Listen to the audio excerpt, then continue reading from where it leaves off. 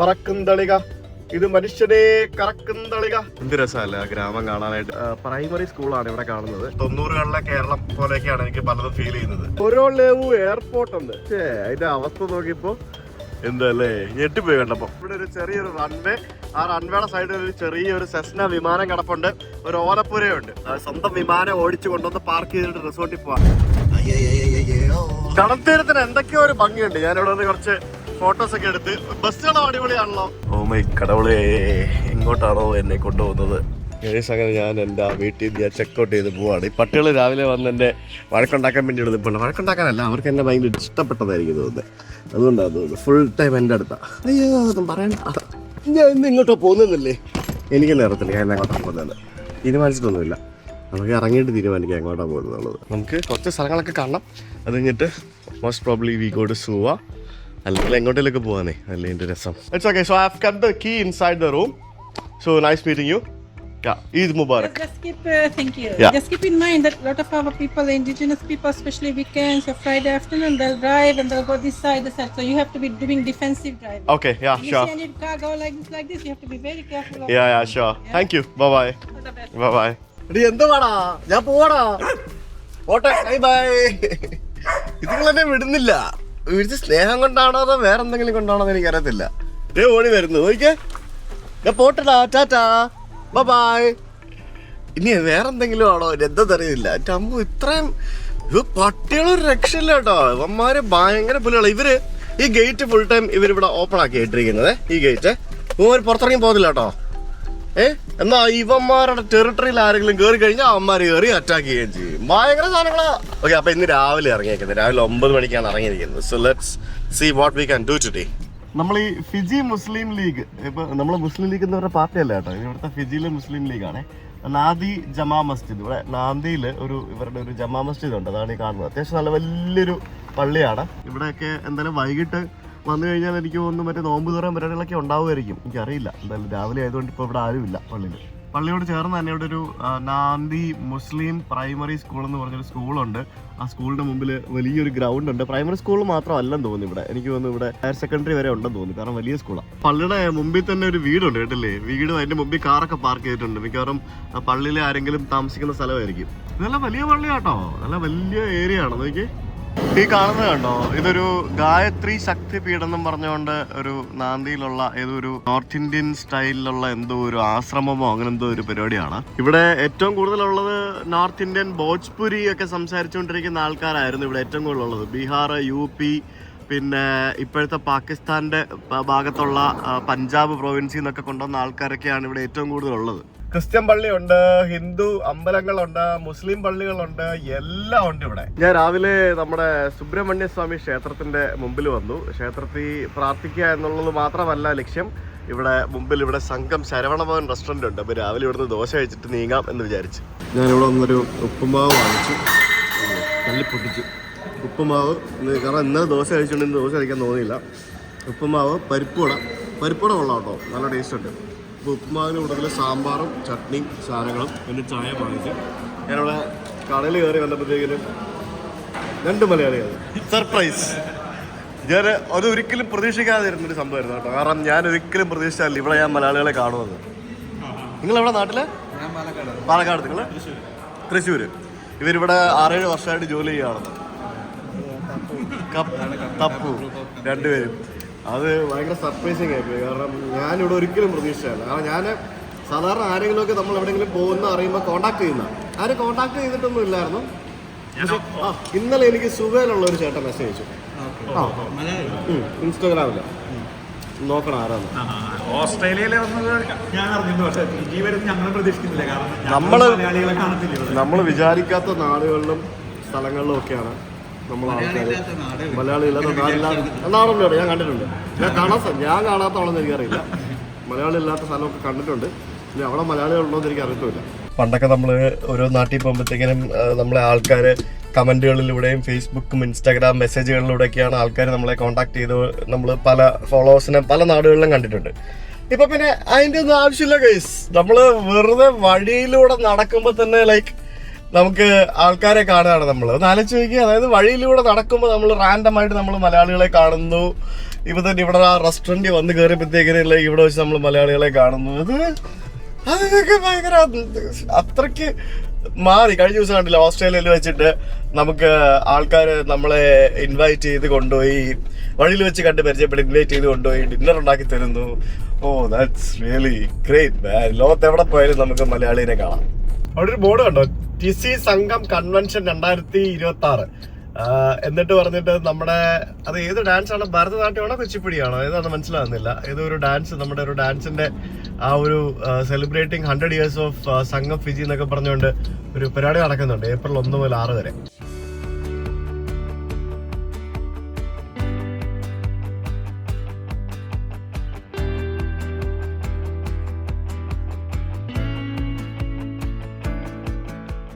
ഇത് കണ്ടോ, മാരിയറ്റിന്റെ ഒരു റിസോർട്ട്, മാൾഡീവ്സിലൊക്കെ ഉള്ള പോലത്തെ അടിപൊളി റിസോർട്ടുകളൊക്കെ ഇവിടെ ഉണ്ട്. നോക്കിയേ, ഞാനിപ്പോ ആ റിസോർട്ടിലല്ല പോകുന്നത്, പക്ഷെ ആ അടിപൊളിയാണല്ലോ. ഞാൻ ഇവിടെ പോകുന്നത് ഒരു World War IIന്റെ ഒരു സൈറ്റ് ഉണ്ട് ഇവിടെ. അവിടെ നമുക്ക് കുറച്ച് മറ്റേ ബാറ്ററി സ്റ്റോറേജ് യൂണിറ്റും അങ്ങനത്തെ കുറച്ച് പരിപാടികളൊക്കെ നമുക്ക് കാണാൻ പറ്റും എന്നാണ് അറിയാൻ സാധിച്ചത്. ഇവിടുന്ന് മെയിൻ റോഡിൽ നിന്ന് ഡൈവേർഷൻ എടുത്തൊരു 8 കിലോമീറ്റർ പോകണം. ഞാനിപ്പോ മോമി ബേ എന്ന് പറഞ്ഞ സ്ഥലത്തേക്കാണ് പോകുന്നത്. റോഡൊക്കെ ഓഫ് റോഡായി ഗൈസ്. അയ്യോ, അതേ ബസ് വരുന്നത് കണ്ടോ. ഓ, ഇവിടുത്തെ ബസ്സുകളൊക്കെ ഭയങ്കര കോമഡി ആട്ടോ കാണാനായിട്ട്. അയ്യേ, ക്ലാസിക് ബസ്സസ്, ഒരു ലുക്കില്ലാത്ത വണ്ടികൾ. നമ്മുടെ നാട്ടിലെ ആ ഒരു 60കളിലും 70കളിലൊക്കെ ഉണ്ടായിരുന്ന ടൈപ്പ് ബസ്. ആ മൊട്ടക്കുന്നിന്റെ മുകളില് ഇവിടെ ഒരു അമ്പലം, ഇവിടെ എഴുതിയിരിക്കുന്നുണ്ടല്ലോ, South Pacific relief fund USA with partnership with Shiv Mandir Momi Nadi. അതായത് ഇവിടെ ഈ ഗ്രാമങ്ങളിലെല്ലാം ഇഷ്ടംപോലെ ചെറുതും വലുതുമായിട്ടുള്ള ഇതുപോലത്തെ ക്ഷേത്രങ്ങളുണ്ട്. അമേരിക്ക എന്നുള്ള പല ഫണ്ട് ഉപയോഗിച്ച് പല സ്ഥലത്തും ഇതുപോലെയുള്ള ക്ഷേത്രങ്ങൾ പണിയുന്നുണ്ട്. അതാണ് ഇതിപ്പോൾ ഒരു വിജനമായിട്ടുള്ളൊരു സ്ഥലം, അതിവിജനമായിട്ടുള്ള ഒരു ഗ്രാമമെന്ന് പോലും പറയാൻ പറ്റാത്തൊരു സ്ഥലം. അവിടെയാണ് നമുക്ക് ഈ ക്ഷേത്രം കാണാൻ സാധിക്കുന്നത്. കണ്ടില്ലേ, ശ്രീ സനാതൻ ധർമ്മ ശിവമന്ദിർ. അടിപൊളി. എന്താ അല്ലേ, ഒരു ചെറിയ കുഞ്ഞു ക്ഷേത്രം. ഞാൻ എവിടെയാണെന്ന് നോക്കി, ഏതോ ഒരു മൊട്ടക്കുന്നിന്റെ അവിടെ. മോനെ, ഞാനിപ്പോ എവിടെയാണെന്നറിയാവോ? നോക്ക്, എന്റെ ദൈവമേ, ഒരു രക്ഷയില്ലാത്ത സ്ഥലം. ഇതൊരു കിട്ടില്ല സ്ഥലം. ഇച്ചിരി ലൈറ്റും കൂടെ ഉണ്ടായിരുന്ന പൊളിച്ചേനെ. അതായത് കടലിന്റെ തീരത്തുള്ള ഒരു മൊട്ടക്കുന്ന്. ആ മൊട്ടക്കുന്നാണ് ഈ കാണുന്ന സ്ഥലം. അടിപൊളി. ഇത് കിടക്കാച്ച സെറ്റപ്പാണോ, എനിക്ക് ഇഷ്ടപ്പെട്ടു. എന്ത് ഭംഗിയായ സ്ഥലം. ഇവിടെ ഒരു ഓഫീസുണ്ട്, എനിക്ക് പൈസ കൊടുക്കണം തോന്നുന്നു. കൊച്ചുകുട്ടി, ഹലോ. നല്ല ക്യൂട്ട് പൂച്ച. ഇത് ഒട്ടേറെ ചരിത്ര പ്രാധാന്യമുള്ളൊരു സ്ഥലമാണ്. ഇതൊരു നാഷണൽ പാർക്ക് ആയതുകൊണ്ട്, അതായത് നമ്മുടെ ബേക്കൽ കോട്ട പോലെയൊക്കെ ഒരു നാഷണൽ പാർക്ക് ആയതുകൊണ്ട് എനിക്കിവിടെ ഡ്രോൺ പറത്താൻ പറ്റില്ല. ഞാനവിടെ ചോദിച്ചപ്പോഴത്തേക്കിന് അവർ ഡ്രോൺ പറത്താൻ പറ്റില്ല, പ്രോപ്പറായിട്ട് എന്തോ പെർമിഷനൊക്കെ എടുത്തിട്ട് ഡ്രോൺ പറത്താൻ പറ്റുള്ളൂ എന്ന് പറഞ്ഞു. അതുകൊണ്ട് എനിക്കിവിടെ ഡ്രോൺ പറത്തി കാണിക്കാൻ പറ്റില്ല. $10 കൊടുക്കണം അതിനകത്ത് കയറാനായിട്ട്. ഇത് 1940കളിൽ പണ്ട് വേൾഡ് വാർ II നടക്കുന്ന സമയത്ത് നിർമ്മിച്ച ഒരു ബാറ്ററിയാണ് ഇത്. ന്യൂസിലൻഡാണ് ഇവിടെ ഈ ഒരു ഗണ്ണ് ഇവിടെ കൊണ്ട് നിർമ്മിച്ചത്. അതെന്താണെന്ന് പറഞ്ഞു കഴിഞ്ഞാൽ, നമുക്കെല്ലാവർക്കും അറിയാം, ഫിജി ആ സമയത്ത് നമ്മുടെ ബ്രിട്ടൻ്റെ ഒരു കൺട്രോളിലായിരുന്നു, ബ്രിട്ടൻ്റെ ടെറിട്ടറി ആയിരുന്നു ഫിജി എന്ന് പറയുന്നത്. ഈ വേൾഡ് വാറിൽ USA, യുണൈറ്റഡ് കിങ്ഡം, പിന്നെ സോവിയറ്റ് യൂണിയൻ, ചൈന തുടങ്ങിയ ബാക്കിയുള്ള രാജ്യങ്ങളെല്ലാം ജർമ്മനിക്കും ജപ്പാനും എതിരെയാണ് സത്യം പറഞ്ഞു കഴിഞ്ഞാൽ യുദ്ധം ചെയ്തുകൊണ്ടിരുന്നത്. ജർമ്മനിക്കെതിരെയാണ് ഇവർ യുദ്ധം ആരംഭിച്ചത്. ജർമ്മനി, ഇറ്റലി, പിന്നെ അവസാനം ജപ്പാനും കൂടെ ചേർന്നതിനകത്ത്. പിന്നെ ജപ്പാൻ ചേർന്നത് പേൾ ഹാർബർ അറ്റാക്ക് ചെയ്തിട്ടാണ് ജപ്പാനകത്ത് ചേർന്നത്. പിന്നീട് അതിനങ്ങോട്ട് സംഭവിച്ച സംഭവങ്ങളും കാര്യങ്ങളൊക്കെ, ജപ്പാൻ എങ്ങനെയാണ് ഒതുങ്ങിയത്, അങ്ങനെയുള്ള കാര്യങ്ങളൊക്കെ നമുക്ക് അറിയാവുന്ന കാര്യങ്ങളാണ്. അതൊക്കെ ചരിത്രമാണ്. വേൾഡ് വാർ II പറ്റി പഠിച്ചിട്ടുള്ളവർക്ക് അറിയാം. അപ്പോൾ ആ സമയത്ത് ഈ ഫിജി എന്ന് പറയുന്ന ബ്രിട്ടൻ്റെ ഈ ഒരു സ്ഥലം, ഇതിൻ്റെ കൺട്രോൾ, അതായത് ഇതിൻ്റെ ഡിഫൻസ് ഒരുക്കേണ്ടത് ന്യൂസിലൻഡ് എന്ന് പറഞ്ഞ സംസ്ഥാനത്തിൻ്റെ ഉത്തരവാദിത്തമായിരുന്നു. കാരണം ന്യൂസിലൻഡ് ബ്രിട്ടൻ്റെ കീഴിലായിരുന്നല്ലോ. ഇപ്പോഴും ഏകദേശം അതേപോലെയൊക്കെ തന്നെയാണെന്ന് വേണേൽ പറയാം, വേറെ രാജ്യമാണെന്നുണ്ടെങ്കിലും. അപ്പോൾ കാരണം ബ്രിട്ടൻ ആ സമയത്ത് ജർമ്മനിയുമായിട്ട് കാര്യമായിട്ടുള്ള മത്സരങ്ങൾ, അതായത് യുദ്ധങ്ങളും ബാക്കിയുള്ള സംഭവങ്ങൾ നടത്തിക്കൊണ്ടിരിക്കുകയായിരുന്നു. അതുകൊണ്ട് ബ്രിട്ടൻ്റെ കപ്പലുകൾക്കും ബാക്കിയുള്ള സംഭവങ്ങൾക്കൊക്കെ ഇവിടെ എത്തിപ്പെടാനായിട്ട് കുറേയധികം ബുദ്ധിമുട്ടുണ്ടായിരുന്നു. അങ്ങനെ ഈ ഒരു ഫിജി പസഫിക്കിൻ്റെ ഒരു മെയിൻ ഇമ്പോർട്ടൻ്റ് ആയിട്ടുള്ള സ്ട്രാറ്റജിക് ആയിട്ടുള്ള ലൊക്കേഷനാണ് ഫിജിയും പിന്നെ ഇതിന് സമീപത്തുള്ള സമോവ, അങ്ങനെയുള്ള കാലിഡോണിയ, സോളമൻ ഐലൻഡ്സ് എന്നൊക്കെ പറഞ്ഞുള്ള കുറച്ച് ഐലൻഡുകളൊക്കെ വളരെ തന്ത്രപ്രധാനമായിട്ടുള്ള കുറച്ച് മേഖലകളാണ്. അപ്പോൾ ഈ ഫിജി അറ്റാക്ക് ചെയ്ത് കഴിഞ്ഞാൽ ഈ ഓസ്ട്രേലിയ ന്യൂസിലൻഡും ഒക്കെ വളരെ എളുപ്പത്തിൽ അറ്റാക്ക് ചെയ്യാം എന്നുള്ള ഒരു പ്രതിഭാസമായിരുന്നു ആ സമയത്ത് നടന്നിരുന്നത്. അപ്പോൾ അങ്ങനെ ഫിജി അറ്റാക്ക് ചെയ്യാണ്ടിരിക്കാൻ വേണ്ടി ഇവിടെ ആക്ച്വലി ഫസ്റ്റ് ന്യൂസിലൻഡ് ഒരു ഡമ്മി തോക്കാണ് ഇവിടെ കൊണ്ട് വെച്ചത്. കാരണം ഇവർക്ക് ആ സമയത്ത് നല്ല തോക്കുകൾ കൊണ്ടുവരാനുള്ള ഇതുപോലുള്ള മെഷീൻ ഗണ്ണുകളൊക്കെ മെഷീൻ ഗണ്ണല്ല ഇതുപോലത്തെ ഗണ്ണുകളൊക്കെ കൊണ്ടുവരാനുള്ള കെൽപ്പില്ലായിരുന്നു. പിന്നീട് UK നിന്നും ഏകദേശം ഒരു 10 കിലോമീറ്ററോളം റേഞ്ചിൽ നമുക്ക് വെടിവെക്കാവുന്ന, കടലിലേക്ക് നോക്കി വെടിവെക്കാവുന്ന ഇതുപോലത്തെ 1-2 ഗണ്ണുകൾ കൊണ്ടുവന്ന് ഇവിടെ ഇൻസ്റ്റാൾ ചെയ്തു. അതൊക്കെ ബ്രിട്ടനിൽ നിന്ന് കൊണ്ടുവരണമല്ലോ ആ സമയത്ത്. അതിനുശേഷം പിന്നീട് അത് ക്രമേണ അത് അപ്ഗ്രേഡ് ചെയ്ത് കൊണ്ടുപോവുകയായിരുന്നു ഉണ്ടായിരുന്നത്. ശരിക്കും ന്യൂസിലൻഡിൻ്റെ കൃത്യമായിട്ടുള്ള ആ ഒരു നീക്കങ്ങൾ കാരണവും ഈ കാണുന്ന ഈ ഒരു മോമി ബാറ്ററി പാർക്ക് ഇവിടെ ഉണ്ടാക്കിയിട്ട്, അതേപോലെ തന്നെ ഇതിൻ്റെ അപ്പുറത്തെ ഭാഗത്ത് വേറൊരു ബാറ്ററി പാർക്കും കൂടെ ഉണ്ടാക്കി അവർ പ്രോപ്പറായിട്ട് ഡിഫെൻഡ് ചെയ്തത് കൊണ്ട് ജപ്പാന് ഇവിടെ ഈ ഒരു രാജ്യത്തെ അറ്റാക്ക് ചെയ്യാനായിട്ട് സാധിച്ചില്ല എന്നുള്ളതാണ് അതിൻ്റെ ഒരു പ്രത്യേകത. അപ്പോൾ അത് ന്യൂസിലൻഡാണ് അതിൻ്റെ പിന്നിൽ പ്രവർത്തിച്ച ഒരു മെയിൻ ഒരു കൈകൾ എന്ന് പറയുന്നത്. അപ്പോൾ അതാണ് ശരിക്കും പറഞ്ഞാൽ ഈ ഒരു മോമി ഹിസ്റ്റോറിക് ബാറ്ററി പാർക്കിൻ്റെ പ്രത്യേകത. ഇവിടെ നോക്കിയേ എത്ര വ്യൂ ആണ്, എന്ത് കിടിലം വ്യൂ ആണ്. എത്ര പട്ടാളക്കാരായിരിക്കും ആ സമയത്ത് ഇങ്ങനെ ഈ ഒരു രാജ്യത്തെ ഇങ്ങനെ അവരെ കാത്തു സൂക്ഷിക്കുന്നതിന് വേണ്ടി ഇവിടെ ഇങ്ങനെ കടലിലേക്കും ബൈനോക്കുലറും വെച്ച് നോക്കി നിന്നിട്ടുണ്ടാവുക അല്ലേ. ആരെങ്കിലുമൊക്കെ ദൂരെ നിന്ന് വരുമ്പോഴത്തേക്കിനും വെടിയുതിർക്കാനും ബാക്കിയുള്ള സംഭവങ്ങളൊക്കെ ആയിട്ട് ഇതൊരു ഭയങ്കര സംഭവം കേട്ടോ. ഇപ്പോൾ ഇവിടെ വന്ന് നിൽക്കുമ്പോഴത്തേക്കിനും എന്തൊരു ശാന്ത സമാധാനമാണ്. ആ കടൽ തീരത്ത് 1-2 വീടുകളുണ്ടെന്നല്ലാതെ വേറെ ഈ ഏരിയയിൽ നിന്നൊന്നുമില്ല. കാരണം because it's A national park, അതുകൊണ്ടായിരിക്കും അവിടെ ഒന്നും ഇല്ലാത്തത്. ഈ World War II ഈ ജപ്പാൻ ഒരു രക്ഷയില്ലായിരുന്നു. അതായത് എന്തൊക്കെ അവന്മാർ കാട്ടിക്കൂട്ടിയത്, എല്ലാ രാജ്യങ്ങളും കണക്കായിരുന്നു. പക്ഷെ എന്നാലും ജപ്പാൻ വാസ് അയ്യോ അവന്മാർ ഒരു രക്ഷയില്ലാത്ത ആൾക്കാരായിരുന്നു. ഇത് ശരിക്കും ഉണ്ടല്ലോ, ഇതിങ്ങനെ ബങ്കറുകൾ പോലെയാണ് ഇതിൻ്റെ മേളിൽ ഇങ്ങനെ വെച്ചിരിക്കുന്നത്. മനസ്സിലായില്ലേ? ബങ്കറുകൾ പോലെ ആ ഒരു രീതിയിലൊക്കെയാണ് ഇതിൻ്റെ ഒരു ക്രിയേഷൻ എന്ന് പറയുന്നത്. ഇതിൻ്റെ മേളിൽ അവിടെ ഇവിടെയൊക്കെ ഇങ്ങനെ വലിഞ്ഞു കയറിപ്പോവാം. 1940 കാലഘട്ടങ്ങളിൽ ഈ ജപ്പാൻ യുദ്ധത്തിൽ വന്നതിന് ശേഷം പിന്നീട് US പിന്നെ ഇങ്ങോട്ട് കയറി അങ്ങ് ചാമ്പി. ഇവിടെ ഫിജിയൊക്കെ US കൈയടക്കി USൻ്റെ നേതൃത്വത്തിലായി. പിന്നെ ഇവിടെ പട്ടാളക്കാരും ബാക്കിയുള്ള ആൾക്കാരും കൂടെ. ശരിക്കും World War II ഭയങ്കര ഇൻട്രസ്റ്റിംഗ് സ്റ്റോറിയാണ് കേട്ടോ. ഞാൻ ഈ സ്കൂളിൽ പഠിക്കുമ്പോൾ ഇതൊന്നും കാര്യമായിട്ട് പഠിച്ചിട്ടില്ല എന്നുണ്ടെങ്കിൽ ഇപ്പം World War II റിലേറ്റഡ് ആയിട്ടുള്ള ഓരോ സൈറ്റുകളിൽ ഓരോ സ്ഥലത്തും പോകുമ്പോഴത്തേക്കിനും ഇതിൻ്റെ ചരിത്രം വായിക്കുമ്പോഴും കേൾക്കുമ്പോഴും കാണുമ്പോഴൊക്കെ ഭയങ്കര ഇൻട്രസ്റ്റാണ് തോന്നുന്നത്. ഇവിടുത്തെ ഈ ഗ്രാമങ്ങളിലേക്കൊക്കെ വരുമ്പോഴത്തേക്കിനും ഇവിടെ എല്ലാം ഇത്തരത്തിലുള്ള വീടുകളാണ് കാണുന്നത്. ഇങ്ങനെ തടി കൊണ്ടുണ്ടാക്കിയ വീടാണേ. തടി കൊണ്ടുണ്ടാക്കിയ വീട് അതിങ്ങനെ തൂണിലിങ്ങനെ ഞാത്ത് നിൽക്കുന്നു. വെള്ളം കയറാതിരിക്കാൻ വേണ്ടിയും ചെതലരിക്കാതിരിക്കാൻ വേണ്ടിയും ആയിരിക്കും അത്തരത്തിൽ ചെയ്തിരിക്കുന്നത്. ഇവിടെ ഒരു വീടിൻ്റെ സ്ട്രക്ചർ കണ്ടോ? എനിക്ക് തോന്നുന്നു പകുതി പണിതിട്ടിരിക്കുന്ന വീടാണ്. കട്ട കെട്ടിയിട്ട് അതിൻ്റെ മേളിലേക്ക് ഇതുപോലെ തന്നെ എല്ലാം തടിയാണ്, കണ്ടില്ലേ? തടിയുടെ പരിപാടികളാണ് മൊത്തം. ഇവരുടെ റോഡൊക്കെ ദുരിതമാണ് കേട്ടോ പല സ്ഥലത്തും. ഞാൻ മെയിൻ റോഡിൽ വന്നിട്ട് കടൽ തീരത്തൂടെ പോകാന്നൊക്കെ കരുതി വന്നതാണ്. ഇവിടെയൊക്കെ റോഡ് പോലും ഇല്ല. ടാറില്ലാത്ത എന്തോരം റോഡുകൾ ഇപ്പോഴും ഇവർക്ക് ഈ രാജ്യത്തുണ്ട്. കഷ്ടാണ് കേട്ടോ ഇതൊക്കെ. റോഡില്ലെങ്കിലും അമ്പലങ്ങൾ ഇഷ്ടം പോലെ ഉണ്ട്. ഇത് വേറൊരു അമ്പലം, ഇതും കടൽ തീരത്തുള്ള ഒരു അമ്പലമാണ്. ഇത് ആരുടെ അമ്പലമാണെന്ന് വെച്ച് കഴിഞ്ഞാൽ എനിക്കറിയത്തില്ല. ശിവനും ഗണപതിയും കാണാം. എന്തൊരു അമ്പലങ്ങളല്ലേ ഇവിടെ. ഇത് ഭയങ്കര കേട്ടോ. റോഡ് കുച്ച് നഹി ഹേ. ഇവിടെയൊക്കെ ആൾക്കാർ താമസമുള്ള സ്ഥലങ്ങളാണ്. അവിടെ ടാക്സി പോലത്തെ വണ്ടികളൊക്കെ പോകുന്നു, വീടുകളുണ്ട് ഇഷ്ടം പോലെ ഇവിടെയൊക്കെ. ഞാൻ ആ കടൽ തീരത്തൂടെ ആണ് പോകുന്നത്. കടൽ തീരത്ത് മൊട്ടക്കുന്നും പിന്നെ ഇതുപോലത്തെ പൊളിഞ്ഞ റോഡും ഒക്കെ ഉള്ള സ്ഥലമാണ്. ഇങ്ങനെ പോകുന്ന വഴിക്ക് ഇവിടെ ഒരു സംഭവം കണ്ടേ. In memory of late mister Satyanand Reddy Harish Chandra Kovilam cremation pyre made by his wife 7 children and grand children. അതായത് സത്യാനന്ദ റെഡ്ഡിയും ഫാമിലീനെയും അടക്കിയ, അല്ലെങ്കിൽ അവരുടെ ഒരു ശ്മശാനം എന്ന് വേണമെങ്കിൽ പറയാം. അല്ലെങ്കിൽ അവരെ അടക്കി എന്ന് പറയാൻ പറ്റില്ലല്ലോ, അവരെ ദഹിപ്പിച്ച സ്ഥലം. റെഡ്ഡി എന്ന് പറയുമ്പോഴത്തേക്കിനും ഹി മൈറ്റ് ബി തെലുഗു അല്ലേ? ഒന്ന് ആലോചിച്ച് നോക്കിയാൽ 100-120 വർഷങ്ങൾക്ക് അല്ല 100-150 വർഷങ്ങൾക്ക് മുമ്പ് അവൻ്റേതല്ലാത്ത കാരണത്താൽ ബ്രിട്ടീഷുകാർ ഫോഴ്സ് ചെയ്ത് ഇൻഡെഞ്ചേർഡ് ലേബേഴ്സായിട്ട് അവരെ കടൽ കടത്തി, അതായത് പസഫിക് സമുദ്രം കടത്തി ഇന്ത്യയിൽ നിന്ന് 10-12,000 കിലോമീറ്റർ കപ്പലിൽ യാത്ര ചെയ്യിച്ച് ഫിജി എന്ന് പറയുന്ന ഈ ഒരു ദ്വീപിൽ കൊണ്ടുവന്ന് ഇവിടെ പട്ടിപ്പണി എടുപ്പിച്ച് ഇവിടെ ഇട്ട് ക്രൂശിച്ച് അവിടെ തെലുങ്ക് നാട്ടിൽ സ്വന്തം നാട്ടിൽ കിടന്ന് അവൻ്റെ കുടുംബവും ബാക്കിയുള്ള ആൾക്കാരും എല്ലാം ഉപേക്ഷിച്ചിട്ട് വന്ന ആൾക്കാരാണ് ഇവിടെ ഉള്ള ആൾക്കാരൊക്കെ. അങ്ങനെയാണ് ഇവിടെ മൈഗ്രേറ്റ് ചെയ്ത് വന്നതെന്ന് പറയുന്നത്. ഇപ്പം നമ്മൾ UK ബാക്കിയുള്ള രാജ്യങ്ങളിലേക്കൊക്കെ ജോലിക്കും പഠിത്തത്തിനുമായിട്ടും മറ്റും മൈഗ്രേറ്റ് ചെയ്ത പോലെ അല്ല അന്നത്തെ ആൾക്കാർ വന്നത്. അവർ മൈഗ്രേറ്റ് ചെയ്തെന്ന് പറയാൻ പറ്റില്ല, ഫോഴ്സ്ഡ് മൈഗ്രേഷൻ എന്ന് വേണമെങ്കിൽ പറയാം. അത്തരത്തിൽ കൊണ്ടുവന്ന എത്ര ആയിരം ആൾക്കാരും അവരുടെ തലമുറകളും പിന്തലമുറകളൊക്കെ നമുക്കിവിടെ കാണാൻ സാധിക്കും. ഇങ്ങനെയുള്ള ഓരോ രാജ്യങ്ങളിൽ പോകുമ്പോഴത്തേക്കിനും നമ്മൾ കരീബിയനിൽ പോയപ്പോൾ എത്ര രാജ്യങ്ങൾ നമ്മൾ കണ്ടു. ഇനിയും നമ്മൾ പോകാൻ പോകുന്ന എത്ര രാജ്യങ്ങൾ നമുക്ക് ഇന്ത്യക്കാരെ കാണാൻ കിടക്കുന്നു. അവരൊന്നും ഇന്ത്യക്കാരേ അല്ല, ഇന്ത്യൻ ഒറിജിൻ ആരോ ഭാഗത്ത് ഇവിടെ വന്നിട്ട് ഇവിടുത്തെ ഇൻഡിജിനസ് ആൾക്കാരുടെ ആട്ടും തുപ്പും സഹിച്ച് ഇപ്പോഴും അവരുടെ തലമുറകൾ ഇവിടെ കഴിയുന്നു. ഒന്ന് ആലോചിച്ച് നോക്കി, അവരുടെ മക്കളും കൊച്ചുമക്കളും ഒക്കെ like you go back to India, you are not Fijian, you go back to India എന്ന് പറഞ്ഞിട്ട് അവനൊക്കെ ഇവിടെ കിടക്കുന്ന കഷ്ടം ഒന്ന് ആലോചിച്ച് നോക്കി. അവൻ്റെയൊക്കെ അവസ്ഥ, അവൻ്റെയൊക്കെ ജീവിതത്തിൽ അവൻ പോലും അറിയാതെ, ഇപ്പോൾ ഉണ്ടാകുന്ന കുട്ടികൾ അവർ പോലും അറിയാതെ ആരോ കാരണം, ഇതൊക്കെ ബ്രിട്ടീഷുകാർ കാരണം സംഭവിച്ച കാര്യമല്ലേ.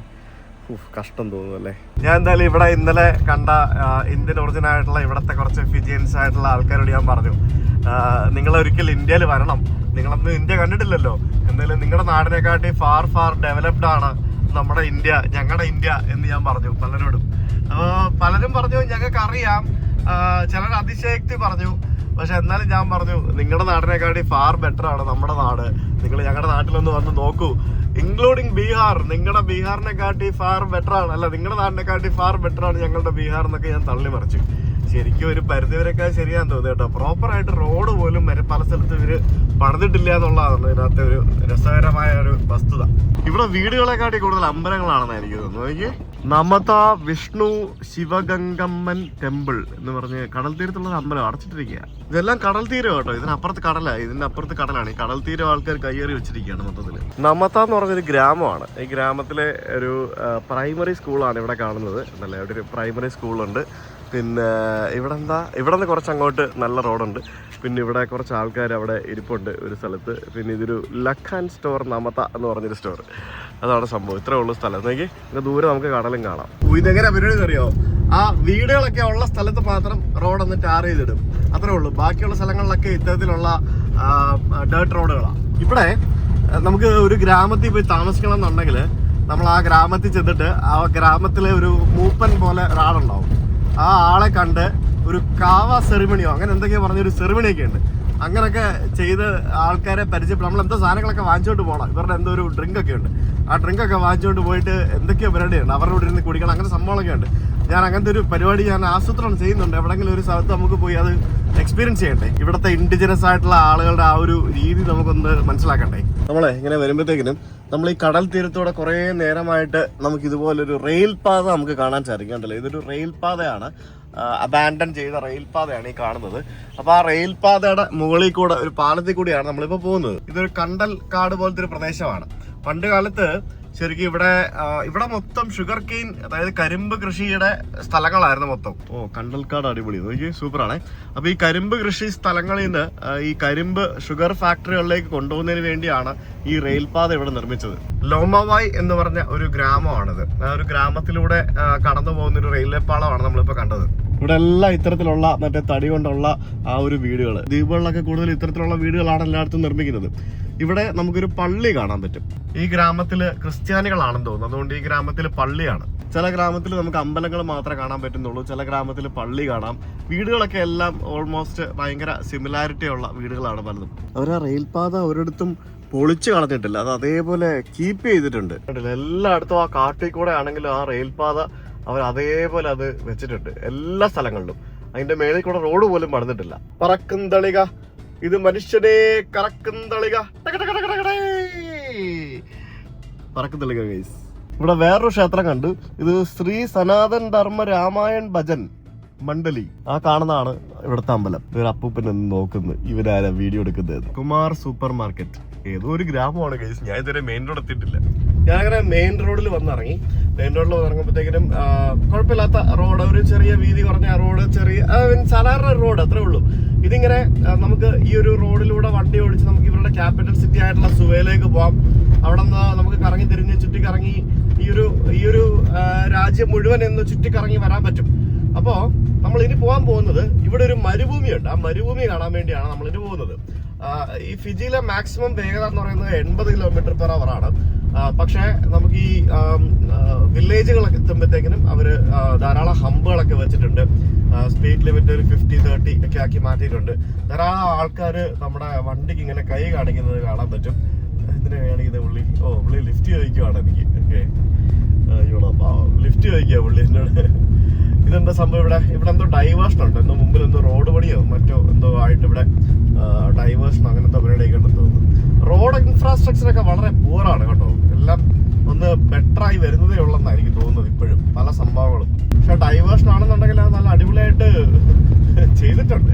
ഞാനിവിടെ സാൻഡ് ഡ്യൂൺസിന്റെ നാഷണൽ പാർക്കിന്റെ ആ ഭാഗത്തെത്തി. സാൻഡ് ഡ്യൂൺസിന്റെ അവിടെ അപ്പോൾ ഇവരോട് എഴുതി വെച്ചിട്ടുണ്ട് എക്സ്ട്രീം ഹീറ്റ് അലേർട്ടാണ്. അതായത് 10 മണി മുതൽ 2 മണി വരെ നടക്കുന്നത് കുറച്ച് റിസ്ക് ഉള്ള പരിപാടിയാണ്, നോട്ട് റെക്കമെൻഡഡ് എന്നൊക്കെ പറഞ്ഞ് എഴുതിയിട്ടുണ്ട്. ഇത് കുറച്ച് നടന്നു പോയി കാണണം, എന്നാലേ അത് കാണാൻ പറ്റുള്ളൂ. നമുക്ക് അതായത് ഇവിടെ ഈ സ്ഥലം കണ്ടോ, ഈ കാട് പോലത്തെ സ്ഥലം കണ്ടോ, ഈ കാട് പോലത്തെ സ്ഥലത്തിൻ്റെ അപ്പുറത്ത് കടൽ തീരത്തായിട്ടാണ് ആ ഒരു സാൻഡ് ഡ്യൂൺസ് സ്ഥിതി ചെയ്യുന്നത്. അത് എങ്ങനെ പരിപാടി നോക്കാം. നമുക്ക് തൊട്ടപ്പുറത്തൊരു വില്ലേജ് ഉണ്ട്, നമുക്ക് അവിടെ പോയിട്ട് അവിടെ നിന്ന് കാണാൻ പറ്റുമോ എന്ന് നോക്കാം. എന്തെങ്കിലും ഒരു പരിപാടി ഉണ്ടാക്കാൻ പറ്റുമോ നോക്കാം, എന്തെങ്കിലും വഴി ഉണ്ടാക്കാം. ഞാനിപ്പോൾ എത്തിയിരിക്കുന്നത് സിഗത്തോക്ക എന്ന് പറയുന്ന ഒരു സ്ഥലത്താണ്. ഇവിടെ ഈ സിഗത്തോക്ക എന്ന് പറഞ്ഞ ഒരു ചെറിയൊരു സെറ്റിൽമെന്റ് ഉണ്ട്, ഒരു വില്ലേജ് ഉണ്ട്. അപ്പോൾ ഇവിടുത്തെ മെയിൻ അട്രാക്ഷൻ എന്ന് പറയുന്നത് നമ്മൾ ഈ കാണുന്ന ഈ ഒരു സാൻഡ് ഡ്യൂൺസ് ആണ്. സാൻഡ് ഡ്യൂൺസ് എന്ന് പറയുമ്പോഴത്തേക്കിനും കടൽ തീരത്ത് ഇതുപോലൊരു ഐലൻഡിൽ സാൻഡ് ഡ്യൂൺസ് എന്ന് പറയുമ്പോഴത്തേക്കിനും നമ്മളെല്ലാവരും അതിശയിപ്പിക്കുന്ന ഒരു സാധനമായിരിക്കും അല്ലേ. പസഫിക്കിലെ തന്നെ ഏറ്റവും വലിയ സാൻഡ് ഡ്യൂൺസ് ആണ് നമ്മൾ ഈ കാണുന്ന സിഗത്തോക്കയിലെ ഈ ഒരു സാൻഡ് ഡ്യൂൺസ് എന്ന് പറയുന്നത്. ഇത് ശരിക്കും ഒരു വളരെ യുണീക്കായിട്ടുള്ള സംഭവമാണ്. ഒരു ചെറിയൊരു കോസ്റ്റൽ ഫോറസ്റ്റും ബീച്ച് എക്കോസിസ്റ്റം എല്ലാം കൂടെ ചേർന്നുള്ള ഒരു മനോഹരമായിട്ടുള്ളൊരു സ്ഥലമാണിത്. ഈ പണ്ട് കാലത്ത് ലപ്പീത്ത എന്ന് പറയുന്ന വർഗത്തിൽപ്പെട്ട ആൾക്കാർ ഫിജിയിലെ ആദ്യം സെറ്റിൽ ചെയ്ത മനുഷ്യരാണെന്നാണ് പറയപ്പെടുന്നത്. അവരുടെ ഒരു ബറിയൽ സൈറ്റും അതേപോലെ തന്നെ അവരുടെ ഏൻഷ്യൻ പോട്ടറി റിലേറ്റഡ് ആയിട്ടുള്ള കുറേ സംഭവങ്ങളൊക്കെ ഇവിടെ നിന്ന് ഡിസ്കവർ ചെയ്തിട്ടുണ്ടെന്നാണ് പറയുന്നത്. ശരിക്കും ഈ ഒരു സാൻഡ് ഡ്യൂൺസ് ഇവിടെ ഉണ്ടാകാൻ പ്രധാനപ്പെട്ട കാരണം എന്ന് പറയുന്നത് നമ്മുടെ ഈ കടൽ കാറ്റും അതേപോലെ തന്നെ ഇവിടെ സമീപത്തുള്ള നദിയിൽ നിന്നുള്ള ഒരു സിഗത്തോക്ക എന്ന് പറഞ്ഞൊരു നദിയുണ്ട്. ആ നദിയിൽ നിന്നുള്ള കറൻസും അങ്ങനെ കോസ്റ്റൽ ഇറോഷൻ അങ്ങനെ പല പല കാരണങ്ങളാലാണ് ഇത്തരത്തിലുള്ള ഈ ഒരു സാൻഡ് ഡ്യൂൺസ് ഇവിടെ ഉണ്ടായത്. 100 മുതൽ 150 മീറ്റർ വരെ ഉയരത്തിലാണ് ഈ മണ്ണ് ഇവിടെ കിടക്കുന്നത്. ഇതിന്റെ മേളിൽ കൊണ്ടുവന്ന ആൾക്കാർ നടക്കത്ത് പോലും ഇല്ല, നമുക്ക് കാണാൻ പറ്റും. അതായത് അത് കുഴിഞ്ഞു പോകുമായിരിക്കും. അത്തരത്തിലുള്ള ഡേഞ്ചറസ് ആയിട്ടുള്ള സ്ഥലമായതുകൊണ്ടായിരിക്കും കോമൺ ആയിട്ട് ഈസി എൻട്രി അവിടെ കൊടുക്കാത്തത്. നാഷണൽ പാർക്കിനകത്തോടെ മാത്രം നമുക്ക് മണിക്കൂറുകൾ നടന്ന് 1-2 മണിക്കൂറൊക്കെ നടന്ന് വാക്കിംഗ് ട്രാക്കിലൂടെ മാത്രമേ നമുക്കൊരു എക്സ്പീരിയൻസ് ചെയ്യാൻ സാധിക്കുകയുള്ളൂ. വളരെ മനോഹരമായിട്ടുള്ള ധാരാളം ആർക്കിയോളജിക്കൽ സിഗ്നിഫിക്കൻസ് ഉള്ള ഒരു ഏരിയ ആണ് ഇതെന്ന് പറയുന്നത്. 2600 വർഷം മുമ്പ് മനുഷ്യന്റെ സാന്നിധ്യം ഇവിടെ ഉണ്ടായിരുന്നു എന്നാണ് ഇവിടുത്തെ ഈ പുരാവസ്തു നിരീക്ഷണത്തിനെ ചെയ്യുന്ന ആൾക്കാർ കണ്ടുപിടിച്ചതായിട്ടാണ് പറയപ്പെടുന്നത്. ഫിജിയിലെ ഏറ്റവും ഏർലിയസ്റ്റ് സെറ്റിൽമെന്റ് ഇവിടെ ആയിരുന്നു എന്ന് പറയുന്നുണ്ട്.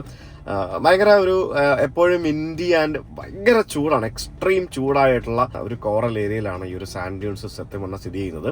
നാന്തി ടൗണിൽ നിന്ന് ഏകദേശം 1.5 മണിക്കൂർ യാത്ര ചെയ്ത് കഴിഞ്ഞാൽ നമുക്ക് ഇവിടെ എത്താൻ സാധിക്കും. ഭയങ്കര രസമാണ്. നമുക്ക് വേണമെന്നുണ്ടെങ്കിൽ ഗൈഡിനെയൊക്കെ എടുത്തതിനകത്ത് വോക്കിനും ബാക്കിയുള്ള സാധനങ്ങൾക്കൊക്കെ പോകാം. പക്ഷെ എനിക്കിപ്പം അങ്ങനെ ഒരു ചൂടത്ത് വോക്കിന് പോകാനുള്ള താല്പര്യം ഇല്ലാത്തതുകൊണ്ട് ഞാൻ വോക്കിന് പോകുന്നില്ല. ഞാൻ നിങ്ങളെ ഇതിന്റെ സ്റ്റോക്ക് വീഡിയോസും ബാക്കിയുള്ള ഫോട്ടോസും കാര്യങ്ങളൊക്കെ ഇട്ടിട്ട് നമുക്കിത് കാണിച്ചു തരാം. അതാണ് ഇതിന്റെ ഒരു ഭംഗി അല്ലേ. ഞാനിപ്പോ സിഗത്തോക്ക എന്ന് പറയുന്ന ആ ഒരു ചെറിയൊരു ടൗണിലേക്ക് എത്തിയിരിക്കുകയാണ്. വളരെ ചെറിയൊരു ടൗൺ ആണ്. അങ്ങ് ദൂരെ നമുക്ക് വളരെ മനോഹരമായിട്ടുള്ള ഒരു മോസ്ക് അവിടെ കാണാം. മറ്റുവേണമെങ്കിൽ നമുക്ക് വണ്ടി നിർത്തിയാന്ന് കാണാം. മതസൗഹാർദ്ദം to the core, Ram building. ഇവിടെ ഫിജി മുസ്ലിം ലീഗിന്റെ ഇവരുടെ പള്ളി.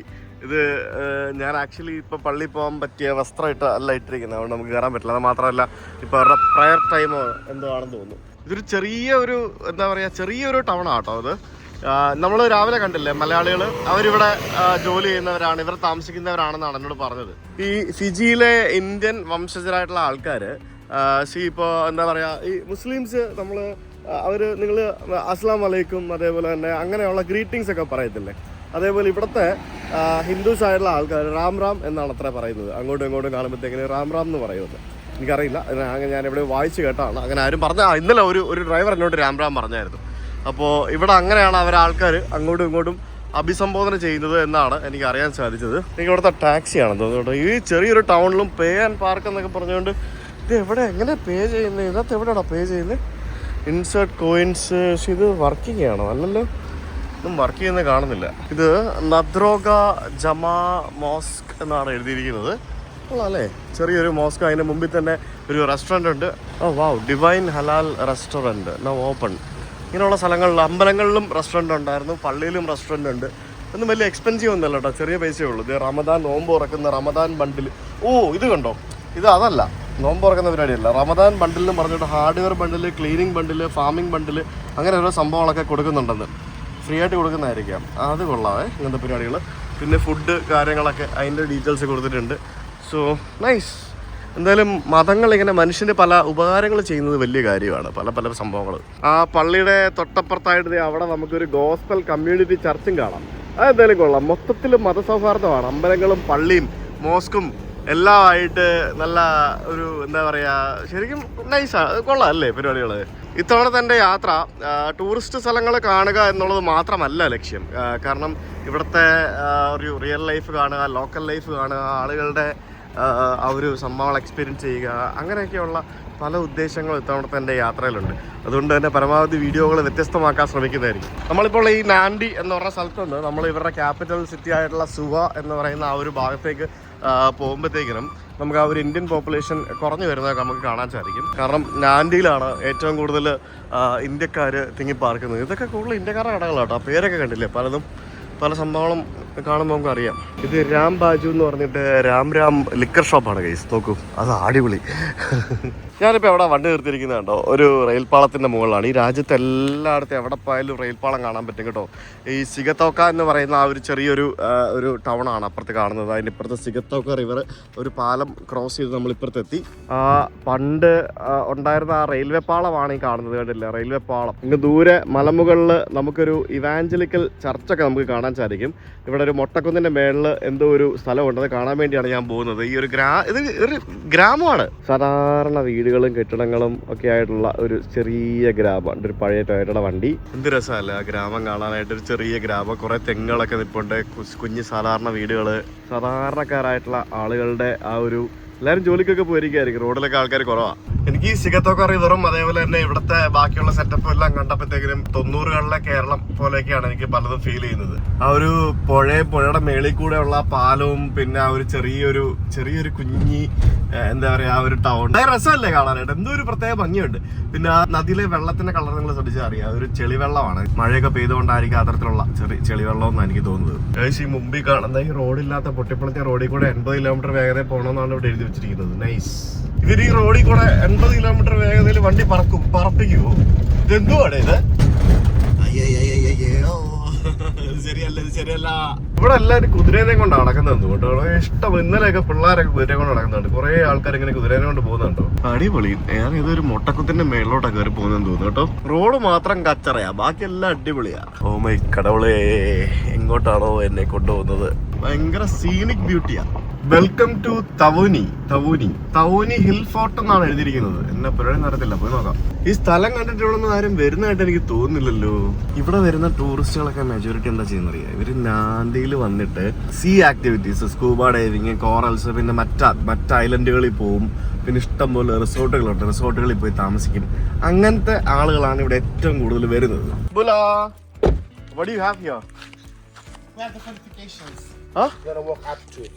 What is that? Fortifications. Oh, they have fort. Yeah, we have fort. Okay. So is there any entry fee? Yeah, entry fee. How much? It's $25 per person. 25. Okay. So how much time it will take? It takes, it depends, 15 to half an hour, 15 minutes. So I have to go myself? It's okay, it depends on you. If you want to have a guided with you, or if you want to go with yourselves, we have particular viewers on top. So they have a fort? Yeah. Old fort? It's an old village, Oh, okay. Yeah. So is there any people living there? No. No.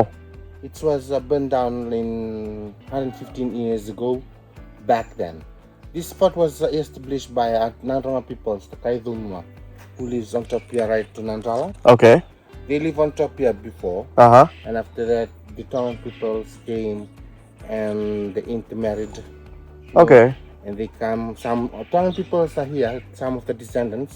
Oh, I see. The village down below, they are one of the descendants of Oh, the Tongan okay. people that came Okay. to live up here. Okay. So we have house foundations, killing stones, and more particular views on tops. Okay.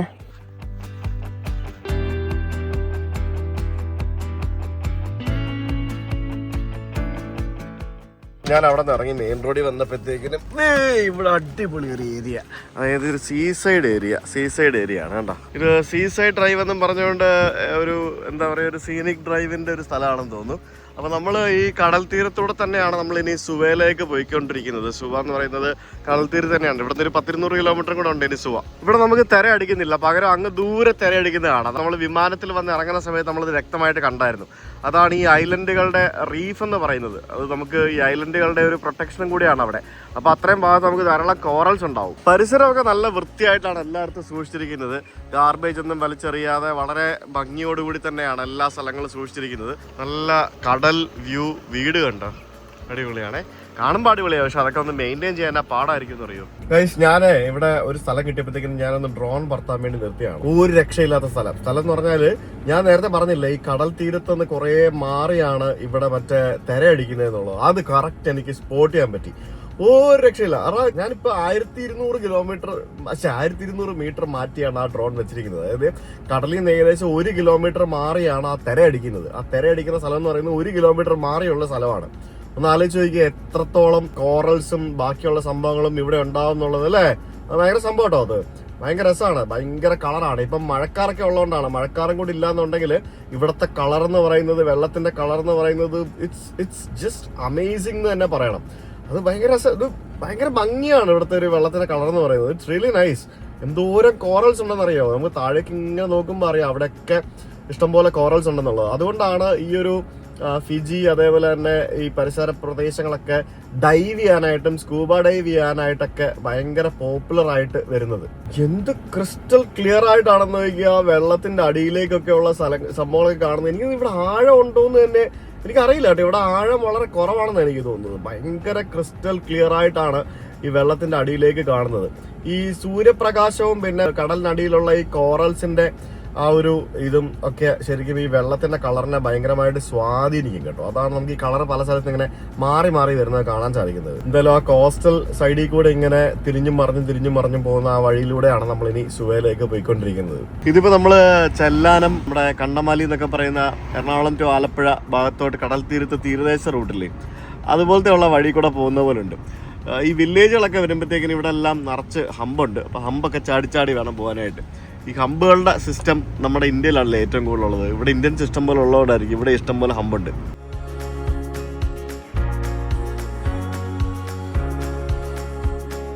പോകുന്ന വഴിക്ക് ഒരു സ്ഥലം കണ്ട് നിർത്തിയാണേ. അത് കണ്ടോ, കൊരോലേവു airport ഉണ്ട്. ഇവിടെ പണ്ടൊരു എയർപോർട്ടോ എയർ സ്ട്രിപ്പോ ഏതാണ്ട് സംഭവം ഉണ്ടായിരുന്നെന്നാണ് എനിക്ക് തോന്നുന്നത്. അത് അബാൻഡൻ ചെയ്താണെന്ന് എനിക്ക് തോന്നുന്നു. ഈ സ്ഥലം കണ്ടിട്ട് അങ്ങനെ തോന്നുന്നു. എന്തോ ഒരു സെറ്റപ്പ് ഇവിടെ ഉണ്ടായിരുന്നു. കൊറോലേവു എയർപോർട്ട് എന്ന് പറഞ്ഞ് എഴുതി വെച്ചിരിക്കുന്നത്. ഇവിടെ എയർപോർട്ട് ഉണ്ടായിരുന്നു. പക്ഷേ അതിന്റെ അവസ്ഥ നോക്കിയപ്പോ എന്തല്ലേ, ഞെട്ടിപ്പോയി കണ്ടപ്പോ. ഗൈസ് बहुत बड़ा बारिश आ गया, मैं अभी क्या करेगा, मैंने इधर इन लोगों को कैपिटल सिटी सुवा में होटल बुक किया. ഹോട്ടലല്ല, ഞാൻ അവിടെ താമസിക്കാൻ ഒരു എയർബിഎൻബി ഒരു റൂം ബുക്ക് ചെയ്തു. ഇന്ന് വൈകിട്ട് അവിടെ താമസിക്കാൻ. ഞാനവിടെ ഒരു 100-150 കിലോമീറ്റർ ഇവിടെ ഉണ്ടെന്ന് തോന്നുന്നു. 100 ദൂരം എത്രയോ ഉണ്ട്, എത്രയാണെന്ന് എനിക്കറിയില്ല. ഭയങ്കര മഴയായി. ഉച്ച കഴിഞ്ഞാൽ മഴ പെയ്യും. അതുകൊണ്ടാണ് ഞാൻ രാവിലെ നേരത്തെ ഇറങ്ങിയത്. ഇത്ര നേരം പെരും മഴയായിരുന്നേ. എന്നിട്ട് ഞാനൊരു മല കയറി അപ്പുറത്തോട്ട് ഇറങ്ങിയപ്പോഴത്തേക്കിനും എന്താണ് ഇവിടെ മഴ പെയ്തിട്ടില്ല എന്ന് മാത്രമല്ല, നല്ല വെയിലും. അതൊരു 20-25 കിലോമീറ്റർ ഞാൻ ഡ്രൈവ് ചെയ്തിട്ടുണ്ടാവും ഒരു മല കയറി അപ്പുറത്തിറങ്ങിയപ്പോ. അത്രേ ഉള്ളൂ. ഓ മാൻ, ലുക്ക് അറ്റ് ദാറ്റ്. ആ കടലിന്റെ ഭംഗിയുണ്ടോ, എന്റെ അമ്പോ, ഒരു രക്ഷയല്ല. ഇങ്ങനെ ദൂരെ ഒരു ചെറിയൊരു ഐലൻഡ്, ചെറിയല്ല അത്യാവശ്യം വലിയൊരു ഐലൻഡ് ഒക്കെ കാണാം. ഇവിടെ കളർ ചേഞ്ച് കണ്ടോ, കടലിന്റെ ആ കളർ ചേഞ്ച് കണ്ടില്ലേ. കുറെ ഐലൻഡുകളുണ്ട് കേട്ടോ അവിടെ ഇവിടെയൊക്കെ. ഓ ഗൈസ്, ഒരു ബസ് വരുന്നോ, ബസ്. നമ്മൾ ലിറ്ററലി ഫുൾ കടൽ തീരത്തൂടെ തന്നെ ആട്ടോ പോകുന്നത് മൊത്തം. കഴിഞ്ഞൊരു 100 കിലോമീറ്റർ ആയിട്ട് ഞാൻ കടൽ തീരത്തൂടെ തന്നെ ഡ്രൈവ് ചെയ്തോണ്ടിരിക്കുന്നത്. ഇടയ്ക്കിടയ്ക്ക് ഇങ്ങനെ മല കയറി വരും എന്നുള്ളതേ ഉള്ളൂ. ഭയങ്കര കാറ്റ്. അതൊന്ന് കടൽ തീരത്ത് കടല് കാണാൻ വേണ്ടി വണ്ടി നിർത്തിയതാ. The sea is so rough.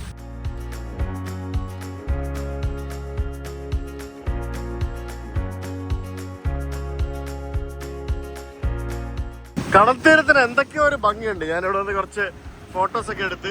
ബസ്സുകളും അടിപൊളിയാണല്ലോ, ഷോർ ബസ്സസ് എന്നൊക്കെയാണ് എഴുതി വെച്ചിരിക്കുന്നത്. നൈസ്.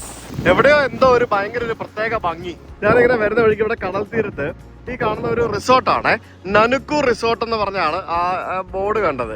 അപ്പൊ അതിന് സമീപത്തായിട്ട് ഇവിടെ നനുക്കു റിസോർട്ട് ഫിജി എയറോഡ്രോം എന്നും പറഞ്ഞുകൊണ്ട് ഇവിടെ ഒരു ചെറിയൊരു റൺവേ, ആ റൺവേയുടെ സൈഡിൽ ഒരു ചെറിയൊരു സെസ്ന വിമാനം കിടപ്പുണ്ട്, ഒരു ഓലപ്പുരയുണ്ട്. നോക്കിയേ, അതായത് ഈ മലയുടെ സൈഡിൽ താഴ്വാരത്തായിട്ട് കടൽ തീരത്തായിട്ട് ഒരു പ്രൈവറ്റ് റിസോർട്ട് വിത്ത് റൺവേ. അതായത് വിമാനത്തിൽ വന്ന് അവിടെ ഇറങ്ങി നിങ്ങൾക്ക് റിസോർട്ടിൽ സൂചിച്ചിട്ട് പോകാം. അതാണ് സെറ്റപ്പ്. അത് പൊളിച്ച്. ഇങ്ങനെയൊക്കെയുള്ള ആൾക്കാരാണ് കൂടുതലും ഫിജിയിൽ വരുന്നത്. അങ്ങനല്ല, എല്ലാവരും വരും. ഇങ്ങനത്തെ ആൾക്കാർക്കുള്ള സംഭവങ്ങളും ഫിജിയിലുണ്ട്. സ്വന്തം വിമാനം ഓടിച്ചു കൊണ്ടുവന്ന് പാർക്ക് ചെയ്തിട്ട് റിസോർട്ടിൽ പോവാം, അതിനുള്ള സെറ്റപ്പ് ഇവിടെ ഉണ്ടെന്നാണ് അവർ പറയുന്നത്. അത് ഭയങ്കര ഒരു ഇൻട്രസ്റ്റിംഗ് സംഭവം അല്ലേ, ഒരു പ്രൈവറ്റ് റിസോർട്ട് വിത്ത് പ്രൈവറ്റ് റൺവേ. ഞാൻ വെറുതെ റിസോർട്ടിന്റെ റേറ്റ് ഒന്ന് നോക്കിയതാ. $1200 ഫിജി എന്ന് പറയുമ്പോൾ ഏകദേശം 50,000 രൂപ വരും ഒരു ദിവസത്തെ റേറ്റ്. പക്ഷെ അടിപൊളി ഭയങ്കര ലക്ഷറിയസ് റിസോർട്ടാണോ. 50,000 rupees only. ചുമ്മാ അത് വല്ല സാധാരണ റൂമും ആയിരിക്കും. ഈ ഒരു സ്ഥലം മൊത്തം ഇവരുടെ ആണെന്ന് തോന്നുന്നു കേട്ടോ. ഇവിടെ മൊത്തം മതിലൊക്കെ കെട്ടി പ്രൈവറ്റ് പ്രോപ്പർട്ടി എന്നൊക്കെ എഴുതി വെച്ചിരിക്കുകയാണ് അപ്പുറത്തും അപ്പുറത്തും എല്ലാം. ഇത് ഗംഭീര റിസോർട്ടാട്ടോ, വലിയൊരു ഏരിയ ആണ്, ഭയങ്കര വലിയൊരു ഏരിയ ആണ്. ഗോൾഫ് കോഴ്സ് ഒക്കെ ആയിട്ടുണ്ട്, എല്ലാ പരിപാടിയും ഉണ്ട്. നനുക്കു ഓഷ്യൻ എസ്റ്റേറ്റ്സ്, അടിപൊളി, എമ്മാതിരി സെറ്റപ്പ് അല്ലേ. ഞാൻ ഇപ്പൊ പസഫിക് ഹാർബർ എന്ന് പറഞ്ഞ സ്ഥലത്തെത്തി. ഇവിടെ കുറെ റിസോർട്ടുകളായിരുന്നു വരുന്ന വഴിക്ക്. അപ്പോൾ ഒരു പമ്പും കാര്യങ്ങളൊക്കെ ഉണ്ട്. അപ്പോൾ ഇവിടെ ഒരു ഫുഡ് കഴിക്കാൻ ഒരു സ്ഥലം ഉണ്ടെന്ന് തോന്നുന്നു. Let me go and see. ഇതിനകത്ത് ഇവിടെ ഗ്രേസ് ഗാർഡൻ എന്ന് പറഞ്ഞൊരു റെസ്റ്റോറൻറ്റ് ഉണ്ടായിരുന്നു. ഏഷ്യൻ ഫുഡാണ്, ഫ്രൈഡ് റൈസ്, നൂഡിൽസ്, പിന്നെ തായ് ഫുഡ്, അങ്ങനെ സംഭവങ്ങളൊക്കെ ഉണ്ടായിരുന്നു. സോ ഞാനൊരു ഫ്രൈഡ് റൈസ് വാങ്ങിച്ചു. ഫ്രൈഡ് റൈസ് വിത്ത് എന്തോ ഒരു സ്പൈസി ചിക്കൻ എന്നാണ് എഴുതിയിരിക്കുന്നത്. എങ്ങനെയുണ്ടെന്ന് കഴിച്ചോ കേട്ടെ. Not bad. സ്ക്യൂവേഴ്സ് ആണ്, സ്ക്യൂവേഴ്സ്. ഫുഡ് കഴിച്ച് നല്ല ഫുഡായിരുന്നു കേട്ടോ, എനിക്ക് ഇഷ്ടപ്പെട്ടു. ഫ്രൈഡ് റൈസും ചിക്കനും. ചിക്കന് മധുരിപ്പാണ്, സ്പൈസി എന്നൊക്കെ പേര് മാത്രമേ ഉള്ളൂ, ചെറിയ മധുരിപ്പൊക്കെ ഉണ്ട്. ഇവരുടെ ഫുഡ് എന്താന്ന് എനിക്ക് ഇപ്പോഴും മനസ്സിലാവുന്നില്ല. ഇന്ത്യനാണോ വേറെ എന്തെങ്കിലും ആണോ, എന്താ എന്തെങ്കിലും കഴിച്ചു വരുന്ന ഫ്രൈഡ് റൈസ്. സേഫ് ഫുഡാണ്, എവിടെ പോയാലും ഓർഡർ ചെയ്യാം. ഇവിടുന്ന് മഴ പെയ്തിട്ടേ ഇല്ല. ഇത് 46 കിലോമീറ്റർ ഉണ്ട് നമ്മൾ സുവ എത്താനായിട്ട്. അങ്ങനെ ഞാൻ സുവ എത്തി. സുവ എത്തിയപ്പോൾ കപ്പലൊക്കെ കിടക്കുന്നതാ. ഇത് എന്തോന്നുണ്ട്, കപ്പൽ യാർഡാണെന്ന് തോന്നുന്നു കേട്ടോ. സുവ ലാന്തിയ പോലെയല്ല, വലിയൊരു ടൗൺ ആണ്, വേറെ ക്യാപിറ്റൽ സിറ്റി ആണല്ലോ. സോ അതുകൊണ്ട് തന്നെ ഇറ്റ്സ് റിയലി ബിഗ്. ഇവിടുത്തെ ബസ്സുകൾ കുറച്ചും കൂടെ കോമഡിയാണ് കേട്ടോ. നല്ല കളർഫുൾ ബസ്സുകളാണ്, കളർഫുൾ വിന്റേജ് ബസ്സുകളല്ല. ബസ്സും കപ്പലും എല്ലാം കൂടെ കിടക്കുന്നുണ്ടല്ലേ. ഇത് എനിക്കത് പോർട്ട്, അതിൻ്റെ അടുത്ത് തന്നെ ബസ് സ്റ്റാൻഡ്, അങ്ങനെ എല്ലാം കൂടെ ഉള്ളൊരു സ്ഥലമാണെന്ന് എനിക്ക് തോന്നുന്നത്. സുവ ബസ് സ്റ്റാൻഡ്. നമ്മൾ തമിഴ്നാട്ടിലൊക്കെ പോകുമ്പോഴത്തേക്കിനും കാണുന്ന പോലത്തെ ഒരു ബസ് സ്റ്റാൻഡ് പോലെയൊക്കെ എനിക്ക് തോന്നുന്നു. എന്താ ഇവരുടെ ബസ്സുകൾ ഭയങ്കര വിന്റേജ്. അയ്യോ, ഞാൻ ബസ്സുകാരുടെ ട്രാക്കിൽ കയറി പെട്ടു ഗൈസ്. ഞാൻ ഇവരുടെ ഈ പാർലമെന്റിന്റെ ഒക്കെ മുമ്പിൽ കൂടെ വണ്ടി ഓടിച്ച് കടൽ തീരത്തൂടെ ഇങ്ങനെ, ഞാനിപ്പം താമസിക്കാൻ പോകുന്ന സ്ഥലത്തേക്ക് പോവാണേ. പാർലമെന്റ് ഒക്കെ കടൽ തീരത്ത് ഇങ്ങനെ ഇത്തരത്തിലാണ് ഇവിടെ. സോ ഹലോ ഗൈസ്, ഇതാണ് ഞാൻ താമസിക്കുന്ന ഏരിയ. ഇത് ഇവിടുത്തെ പാർലമെന്റിന്റെ എംബസികളുടെ ഒക്കെ തൊട്ടടുത്തുള്ള ഒരു ഏരിയ ആണ്. ഇതാണ് ഞാൻ ഇന്ന് താമസിക്കുന്ന വീട്. ഞാനിത് 7,500 രൂപയ്ക്കാണ് ബുക്ക് ചെയ്തത്.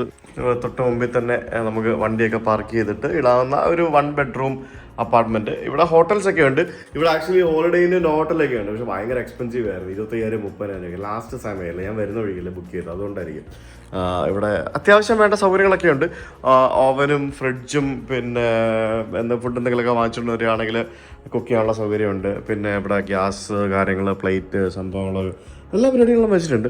The main important thing is the bathroom. ബാത്റൂമിന് ഡോറില്ല ഗൈസ്, ഇതുണ്ടല്ലേ, ഇങ്ങനെയാണ് ബാത്റൂം. ഇതിന് ഡോറ് കാര്യങ്ങളൊന്നുമില്ല. So it's actually ideal for a couple or a single person like me, അല്ലേ?